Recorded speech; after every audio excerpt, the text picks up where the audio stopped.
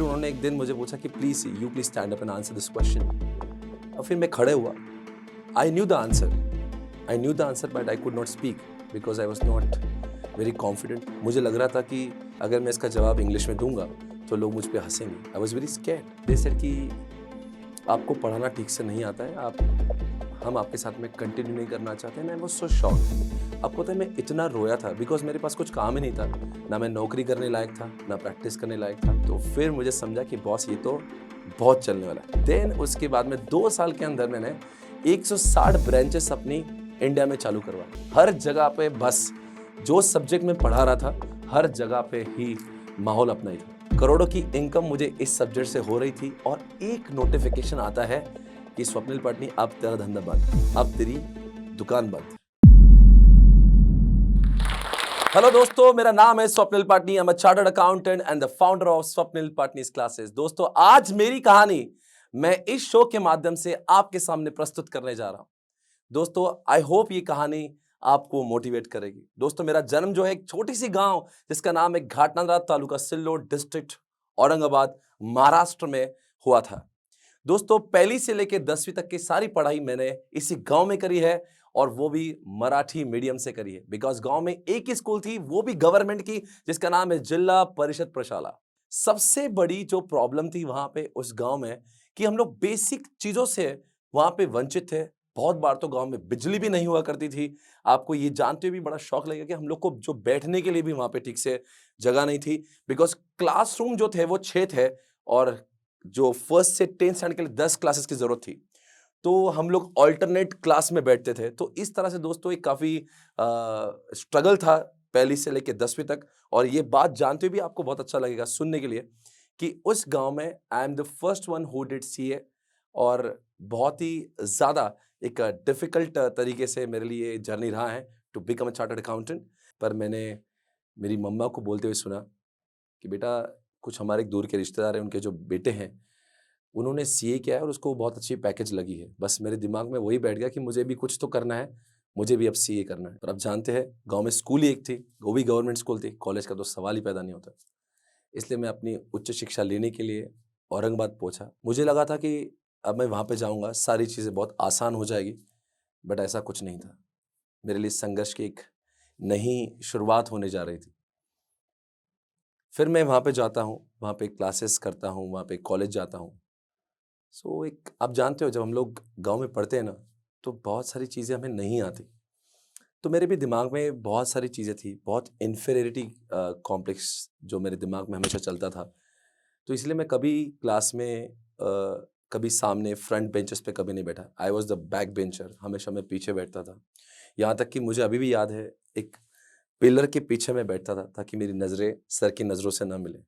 मैं कभी भी कुछ लोगों से बात नहीं किया करता। I was left out, I was feeling isolated because मुझे लगता था यहाँ पे जितने भी लोग हैं वो तो इंग्लिश में बात कर रहे हैं, उनका टैलेंट बहुत ज़्यादा होगा, वो अच्छी स्कूल से पढ़े हैं। तो कहीं ना कहीं मेरे दिमाग में वो चीज़ हमेशा रहती थी, यार मुझे कुछ नहीं आता। तो दोस्तों क्या हुआ, एक दिन ऐसे ही सर ने अब क्या है, 11th और 12th की क्लासेस जो सालों साल चलती है, आई मीन पूरे ऐसे, क्योंकि if you are joining class for 11th and 12th वो पूरे साल चलती है। तो 2-4 महीने सर ने मुझे देखा भी होगा, ऑब्जर्व भी किया होगा। और फिर उन्होंने एक दिन मुझे पूछा कि please stand up and answer this question. और फिर मैं खड़े हुआ। I knew the answer but I could not speak because I was not very confident. मुझे लग रहा था कि अगर मैं इसका जवाब इंग्लिश में दूंगा तो लोग मुझ पर हंसेंगे। I was very scared. फिर मुझे क्लास से जिस तरह से निकाला, आई फील्ड रियली बैड। और मैं घर जाके बहुत रोया। और मेरी मम्मा जानती थी कि मैं कितनी पढ़ाई करता था 11th और 12th में भी। फिर हमारी मम्मा ने कहा कोई बात नहीं, मैं टीचर से मिलती हूँ। और मेरी मम्मा, मैं टीचर से मिलने गए। तो मेरी मम्मा ने पूरी कहानी सुनाई कि मेरा बेटा जो बहुत पढ़ता है, बात एक ही कि सिर्फ उसको इंग्लिश में बात करती नहीं आती है, वो बड़ा ही नर्वस फील करता है और लेफ्ट आउट फील करता है। उसके बाद में सर ने एक बात कही कि जो तुम्हारी वीकनेस है ना, वो तुम्हारी सबसे बड़ी स्ट्रेंथ है। शायद से उस उम्र में मैं एक समझने लायक नहीं था कि सर ने क्या बात बोल दी है, पर आज भी मैं उस बात को समझता हूँ कि सर ने आखिर वो बात क्यों कही थी। वो मैं इसको अच्छे से महसूस करता हूँ कि what he was trying to say. दोस्तों, इस तरह से मैंने अपनी सारी जर्नी 12th तक की वहाँ पे ख़त्म की। 12th होने के बाद आप जानते हो पुणे में बहुत अच्छी क्लासेस ये मैंने सुना था और फिर मेरी मम्मा का बोलना है कि तू सीए करना चाहता है तो why don't you go to Pune and why don't you stay in the hostel. तो आई वाज वेरी हैप्पी कि चलो मैं अच्छी पढ़ाई करने के लिए पूना जा रहा हूँ। सीए बनना मेरे लिए उतना आसान भी नहीं था क्योंकि पढ़ाई तो मेरे खानदान में आज तक किसने की नहीं, कोई पढ़ाई का बैकग्राउंड ही नहीं, पढ़ाई कैसे करते हैं किसी को कुछ पता ही नहीं था। बस मैं कोशिश कर रहा था। फाउंडेशन एक बार फेल हुआ, इंटर 2 बार फेल हुआ।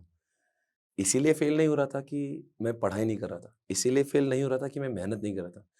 बात तो ये है कि मुझे पता नहीं था पढ़ाई होती कैसे है, क्योंकि किसी ने सिखाया नहीं होता यार। आप जानते हो जो लोग गाँव में पढ़े होते हैं ना, उनको एक्चुअली वो बात मुझसे रिलेट कर सकते हैं कि यार पढ़ाई सिर्फ नंबर ऑफ आवर्स पे डिपेंडेंट नहीं होती। पढ़ाई कैसे करनी कोई तो घर में बताने वाला होना चाहिए, आपके माहौल ऐसा होना चाहिए। मेरे पास तो कुछ था ही नहीं, तो इतना आसान नहीं था, पर शुक्र है मुझे बहुत अच्छे दोस्त मिले। मुझे आज भी वो याद है कि मेरे घर पे मैं था और मेरे दोस्त का मुझे कॉल आया कि तेरा रिज़ल्ट आया। तो आई वाज़ वेरी आप जानते हैं सीए का जब रिज़ल्ट आता है बहुत एंग्ज़ायटी होती है कि यार क्या होगा क्या नहीं, वो भी फाइनल का रिज़ल्ट था। और मेरे जब दोस्त ने कहा कि तू सीए बन गया है, तो I was jumping, I was shouting, मैं बहुत चीख रहा था, मुझे समझ नहीं आता मेरे साथ क्या हो रहा था। और जैसे मेरी आवाज़ मेरे पेरेंट्स ने सुनी, मेरे मम्मी इधर से हग कर रही है, पापा इधर से हग कर रहे हैं, दोनों ने मुझे टाइट हग किया। मानो ये मेरी अकेले की नहीं, मेरे परिवार की जीत हो रही थी।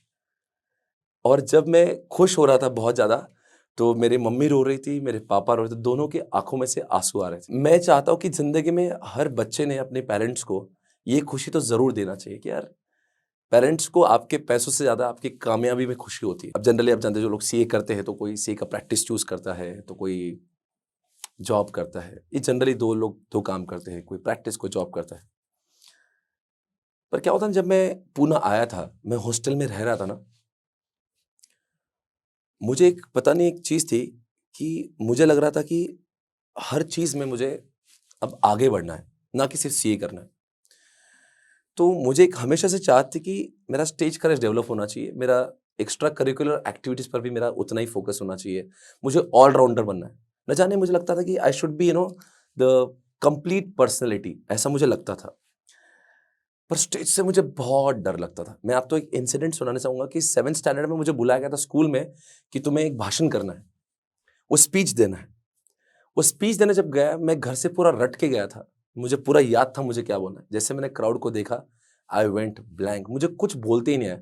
लोगों ने मेरा बहुत मज़ाक उड़ाया और उस दिन से मैंने ठान लिया था कि जीवन में जब भी मुझे अपॉर्च्युनिटी मिलेगी, मैं स्टेज पे परफ़ॉर्म ज़रूर करूँगा। जो मेरी वीकनेस है, उसको मैं अपना एक दिन स्ट्रेंथ बनाऊँगा। और दोस्तों, हॉस्टल का ऐसा कोई प्रोग्राम नहीं था, जहाँ पे मैंने पार्टिसिपेट नहीं किया। मैं बिल्कुल बेशर्म होकर ना किसी के बारे में सोचता कि लोग मेरे बारे में क्या सोच रहे हैं, लोग मेरे ऊपर क्या हँस रहे हैं। I was least bothered. Dance करना है, I was not a good dancer, I started dancing. मुझे गाना गाना नहीं आता था, मैं गानों में पार्टिसिपेट कर रहा था। मैं हर ड्रामा में, हर जगह पे पार्टिसिपेट कर रहा था, क्योंकि मुझे ये था कि जो चीज़ में मेरी कमियाँ हैं, उसमें मुझे शर्म किस बात की? मुझे सीखना है और वही एक वजह रही कि आज मैं एक टीचर बना हूँ। अगर शायद से मैं उन कमियों को छुपाता, तो ना मुझे स्टेज करेज मिलता और स्टेज करेज में अगर मैं आगे नहीं जाता, तो आज आपके सामने यहाँ पे जोश टॉक में नहीं आता। तो क्या है कि इंसान ने एक मुझे समझ में आया है कि अगर हमारे अंदर कोई वीकनेस है, तो उसको एक्सेप्ट करके उसके ऊपर काम करना बहुत ज़रूरी है, जो मुझे लगता है मैंने किया था। स्टेज वाली चीज़ों को लेकर बड़ा इंटरेस्ट मेरा क्रिएट हुआ था, तो मुझे लगता था कि मैं अच्छा टीचर ज़रूर बन सकता हूँ। फिर क्या हुआ कि 2008 में जब मैं सीए बन रहा था, मैंने कुछ अपने दोस्तों को पढ़ाया भी था, तो उन्होंने मेरी बहुत तारीफ़ भी करी थी कि तू बहुत अच्छा पढ़ा रहा था। शायद से वो मेरी तारीफ़ बेवजह भी कर रहे होंगे, but I took it very seriously and then I chose teaching as a career. आपको बात बता देना चाहता हूँ, अगर आप मेरी पहले साल की इनकम पूछेगी तो आप हँसोगे। मैंने सिर्फ़ और सिर्फ़ पूरे साल में 1.5 लाख रुपए कमाए थे और जब ये बात थी कि मेरे जो दोस्त थे, वो मंथली 1 लाख रुपए कमा रहे थे। सब लोगों ने मुझे बहुत सुना है कि तू क्या कर रहा है? तू पागल है। हम लोग देख क्या कर रहे हो, तू क्या कर रहा है? पर मैंने किसी की नहीं सुनी। काश मैं वो सुनता, तो आज भी लाखों में ही कमाता। पर दोस्तों, आप सभी जानते हैं, कहाँ वो 1.5 लाख थे और आज कहाँ पे करोड़ों की इनकम है। तो एक बात मुझे समझ में आती है कि इंसान ने वो ज़रूर करना चाहिए जो उसका दिल चाहता है, जो उसका पैशन कहता है। हमें वो नहीं करना चाहिए जो दुनिया कह रही है कि मेरे लिए बहुत आसान था कि मैं भी जॉब कर लेता। तो बस मैंने वो चाहा, वो किया जो मेरा दिल चाह रहा था। आज भले ही आप जानते होंगे कि मेरी अपनी एक ऑर्गेनाइजेशन है जिसका मैं फाउंडर हूँ, पर आपको ये बताना मैं ज़रूरी समझता हूँ कि इसके पहले मेरे साथ में क्या हुआ था। After I have cleared CA examination, मैंने एक ऑर्गेनाइजेशन में काम किया था एज़ अ टीचर, पर in the span of next 2 years I was removed. मुझे वहाँ से निकाल दिया गया था। उनका ये बोलना था कि मेरे पढ़ाने के तरीके बहुत ही अजीब हैं। मैं बिल्कुल ट्रेडिशनल तरीके से नहीं पढ़ाता हूँ। क्या है कि मेरा अपना एक स्टाइल है पढ़ाने का। मुझे लगता था कि सीए ऑलरेडी बहुत ही ज़्यादा स्ट्रेसफुल है और मैं अपने पढ़ाई के तरीकों से उसको और ज़्यादा स्ट्रेसफुल नहीं करना चाहता हूँ। कि बड़ा ही अलग तरीके से, इनोवेटिव तरीके से, लर्न विद फन तरीके से मैं पढ़ाने का हमेशा प्रयास करता था। सारी चीज़ों को प्रैक्टिकल पढ़ाने की कोशिश करता था, पर कहीं न कहीं वो ऐसा हुआ कि उन लोगों को जमा नहीं। एंड दे सेड कि आपको पढ़ाना ठीक से नहीं आता है, हम आपके साथ में कंटिन्यू नहीं करना चाहते हैं। And I was so shocked. आपको पता है मैं इतना रोया था बिकॉज़ मेरे पास कुछ काम ही नहीं था। ना मैं नौकरी करने लायक था, ना प्रैक्टिस करने लायक था। एक जगह पे जहाँ पे जो लीडिंग ऑर्गनाइज़ेशन थी, उन्होंने मुझे बस 1 दिन रात पहले बताया था कि now you can not work in the organisation from tomorrow. मेरे लिए बहुत बड़ा वो सेटबैक था। मुझे कुछ पता नहीं था कि आगे करना क्या है। मेरे पास एक बहुत ही आसान सा रास्ता था कि मैं सारी चीज़ों को छोड़कर एक अच्छी सी जॉब कर लूँ, और दूसरा ऑप्शन था कि मुझे अपना एम्पायर खुद खड़े करना है। मैंने वो रास्ता चुना जहाँ पे बहुत संघर्ष थे, और कहीं न कहीं मुझे वो तब जाके मेरे दिल पे लगी थी, यार कैसे किसी ने कह दिया कि मुझे ये पढ़ाई का जो तरीका है वो सही नहीं। ज़रूरी नहीं कि पढ़ाने का तरीका बिल्कुल सैड होना चाहिए। ज़रूरी नहीं कि बहुत प्रेशर क्रिएट करना चाहिए बच्चों के। अगर आप 12 घंटे की क्लास कर रहे हो, 12 घंटे अगर स्टूडेंट अगर क्लास में बैठा है, उसके ऊपर आप और प्रेशर दे रहे हो, तो मुझे लगता था ये सही नहीं है, और यही वजह बहुत लोग डर के मारे सीए करते भी नहीं हैं। उनको लगता है अपनी ज़िंदगी बर्बाद हो जाएँगी। तो इसलिए मुझे वो सारी चीज़ों की, because when I was a student I was able to feel it कि अरे! सीए करना इतना आसान नहीं है। देश के बहुत ही कम लोग हैं जो सीए करने का साहस भी रखते हैं। वो इसीलिए कि लोग डर जाते हैं। मुझे वो डर खत्म करना था। दैट्स व्हाई आई चोज़ कि मुझे अपनी ऑर्गेनाइज़ेशन खुद चालू करना है। मैं दुनिया को एक करके बताऊँगा, साबित करके बताऊँगा कि हम लोग बिल्कुल जोश में रह के, मस्ती में रह के, एक अलग तरीके से इनोवेशन के साथ में पढ़ाई को बहुत ही इंटरेस्टिंग बना सकते हैं, और फिर भी कामयाब चार्टर्ड अकाउंटेंट बन सकते हैं। इसलिए इसकी शुरुआत 2010 में मैंने अपने मम्मी के बर्थडे के साथ करी।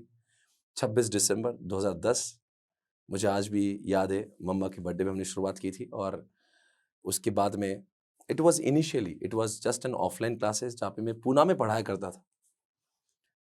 तब तो कुछ था ही नहीं, आई मीन यूट्यूब और स्मार्टफ़ोन्स नहीं थे, इंटरनेट नहीं था, बहुत ज़्यादा कुछ चलन नहीं था। I mean it was just initial phase. पर क्या हुआ कि पूना एक ऐसा शहर है जहाँ पे बहुत सारे स्टेट्स के लोग आते हैं।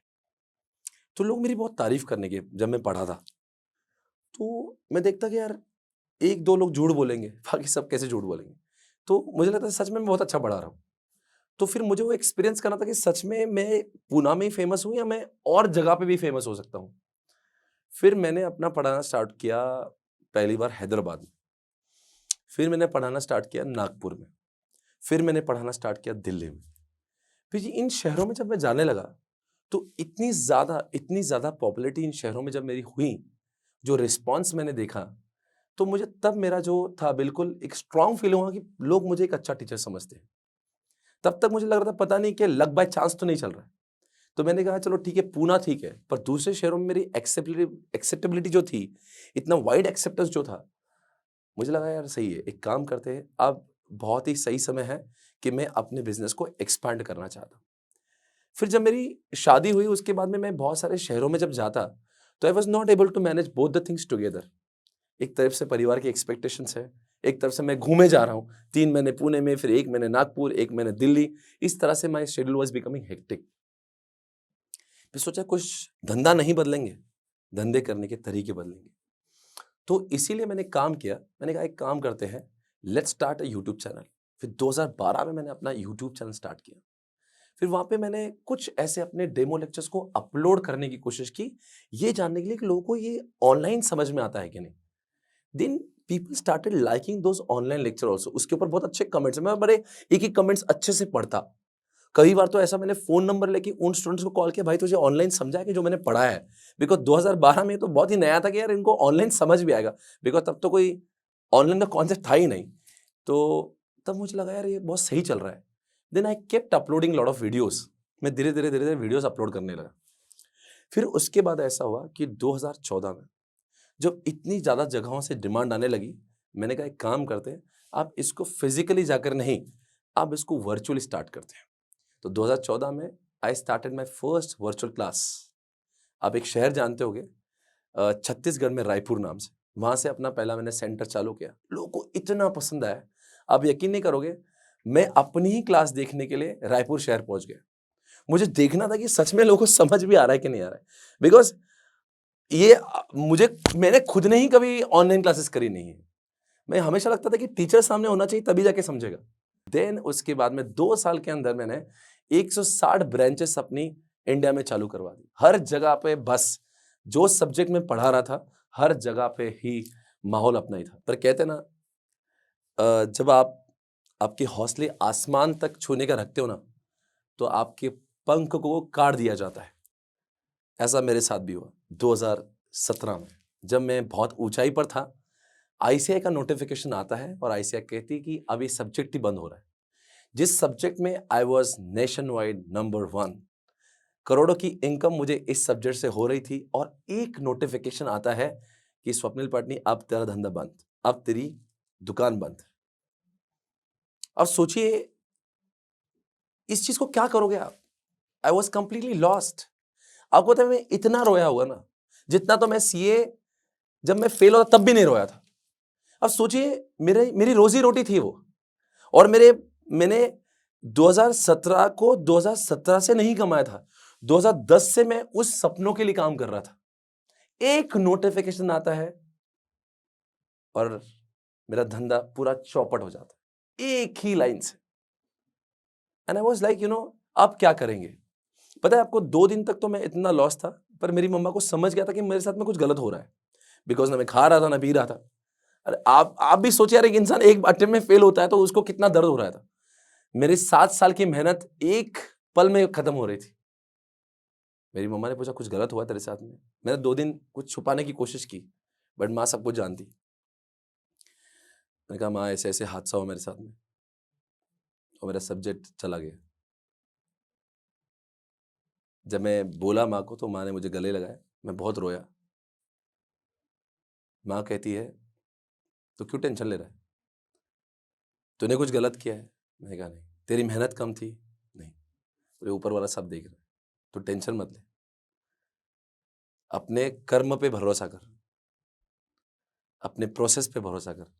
मैंने कहा मैंने बहुत अच्छे से कर्म किए थे माँ, मैंने बहुत अच्छे से पढ़ाई की थी, मैंने रात दिन एक करके इस सब्जेक्ट को बहुत हसीन रंगीन बनाया था।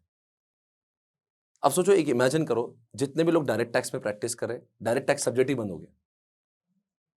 इमेजिन करो, ये वो सिचुएशन मेरे साथ में हो रही थी। उसके बाद में मेरी माँ ने एक ही बात कहा कि ये पूरी दुनिया कर्मा पे चलती है, और मुझे लगता है तेरे कर्म अच्छे हैं, तेरे साथ कभी गलत नहीं हो सकता।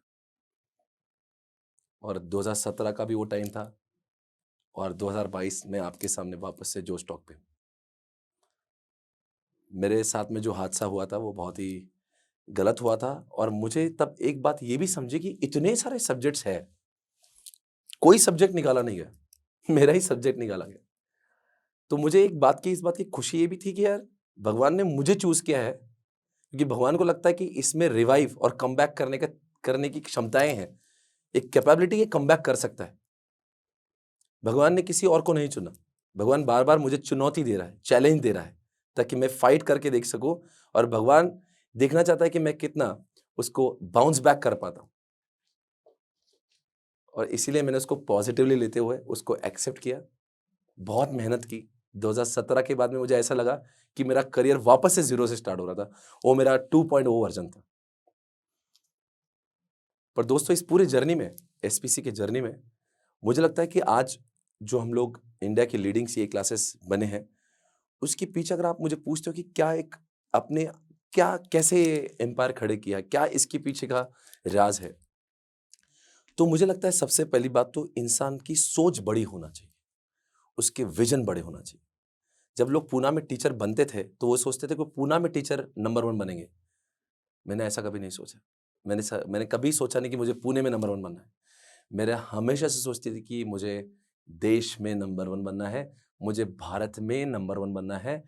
काफ़ी लोग मेरे ऊपर हँसते भी थे कि तू है पूना के, तू अपने आप को समझता क्या है? और मुझे लगता था कि यार चलो ठीक है, लोग मेरे बारे में हँसी उड़ाए, मज़ाक उड़ाए, I don't bother about it. मुझे तो बनना है इंडिया में नंबर 1। तो मैं कह रहा हूँ कि 3 चीज़ें जिन्होंने मुझे ड्राइव किया है, वो नंबर 1 इज़ विज़न, नंबर 2 मेहनत और नंबर तीसरी बात जो है वो टेक्नोलॉजी। मैंने हमेशा इनोवेशंस पे फोकस किया। मुझे कभी भी, आप मुझे पूरा ओवरऑल समझ लिए होंगे, आपने कहीं मेरे वीडियोस देखे होंगे, मैं कभी भी कॉपी करने पे बिलीव नहीं करता। आई ऑलवेज फील कि मैंने कुछ इनोवेटिव करना, और मुझे इनोवेशन करने में बहुत मज़ा आती है। तो जैसे ही आप जानते हैं, मार्च 2020 में कोविड लगा, तो मैं समझ पा रहा था कि यार कोविड लगा, क्लासेस बंद हो जाएंगी, ऑफलाइन बंद हो जाएगी, पर जो स्टूडेंट जो है, जो ऑफलाइन पढ़ना चाहते हैं, वो अब कैसे पढ़ेंगे? अब तो पढ़ने का स्कोप ही खत्म हो गया, अब तो लॉकडाउन चल रहा है, पढ़ाई तो रुकना नहीं चाहिए। मैंने कहा एक काम करते हैं, रिवॉल्यूशन लाते हैं सी इंडस्ट्री में। एक काम करते हैं, let's start classes like Netflix and Amazon prime. क्यों ना हम लोग अपने ही मोबाइल पर हॉटस्टार जैसी मैच देखते हैं, वैसी क्लासेस को देख पाए। तो हमने अप्रैल 2020 में, यानी कि लॉकडाउन के ठीक 1 महीने बाद, इंडिया की सबसे पहली सीए कोचिंग में अपनी एक टेक्नोलॉजी बनाई जिसका नाम रखा एसपीसी प्राइम।